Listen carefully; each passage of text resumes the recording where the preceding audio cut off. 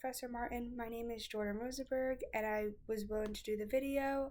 I'm going to do it To Carry the Child by Stevie Smith and Robert Frost with his poem of The Road Not Taken. With To Carry the Child, it represents a child of innocence, basically being enclosed by a man or an adult, because it doesn't classify, of one who had developed suffering and went through suffering and bears the responsibility of basically concealing this child. Utilizes literary devices like the rhetorical question of "Is it good?" And with the eye of the anarchist. Sorry. Those rhetorical questions just indicating, is it good? Who's to say it is? I mean, I think at the end of the day, I think every parent in some aspect tries to conceal their child of the outside world, confine them in this bubble, in this box of everything's gonna be okay, you're invincible, and that's why they get that ego that they do as a young child.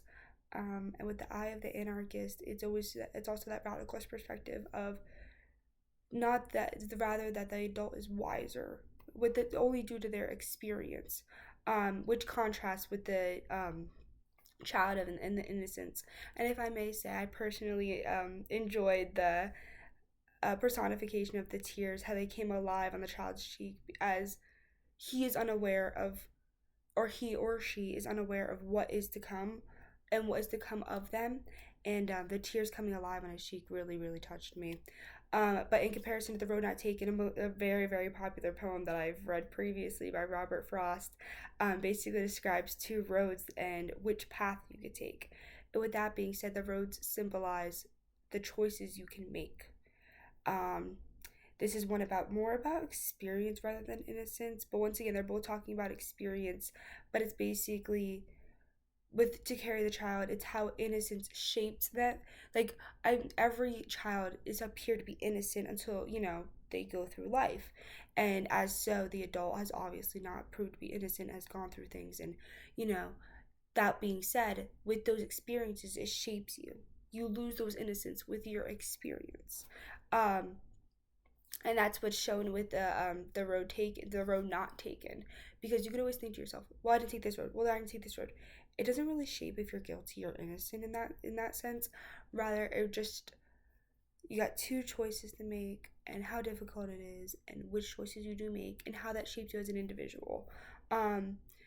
Your innocence doesn't shape you as an individual, rather the experiences you do. And I think that's definitely demonstrated through the metaphor that Robert Frost demonstrates. I'd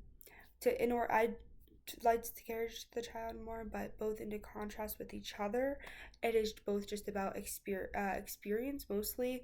Innocence can shape once again the experience, but I think definitely one does lose their innocence as a naive child, and as they grow up, their experiences and going into any world, in any society, paying bills and going through hardships and financial issues, and things are not easy, and you will realize that you're not so innocent and you have to do things and sacrifice in order to succeed. I think it's something that kids are obviously naive of, and Stevie Smith is a great way of demonstrating that and portraying that. But yeah, that's how you contrast it.